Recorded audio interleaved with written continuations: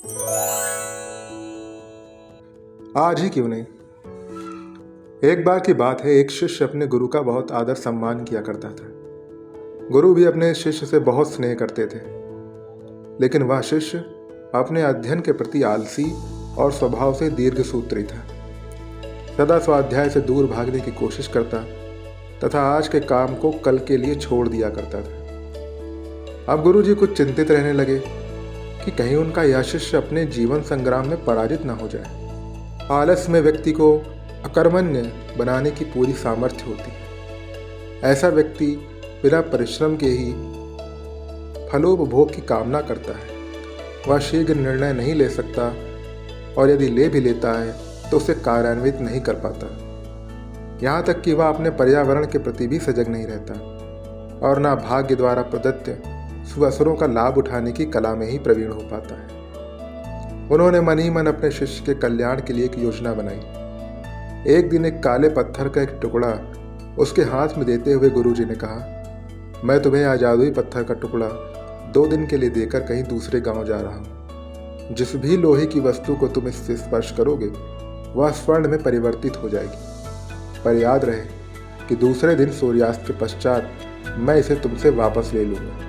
शिष्य इस अवसर को पाकर बहुत प्रसन्न हुआ, लेकिन आलसी होने के कारण उसने अपना पहला दिन यह कल्पना करते करते बिता दिया कि जब उसके पास बहुत सारा स्वर्ण होगा तब वह कितना प्रसन्न, सुखी, समृद्ध और संतुष्ट रहेगा।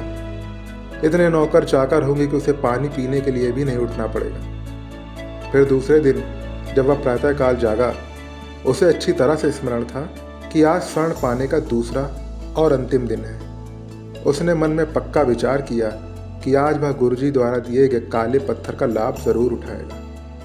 उसने निश्चय किया कि वो बाजार से लोहे के बड़े बड़े सामान खरीद कर लाएगा और उन्हें स्वर्ण में परिवर्तित कर देगा।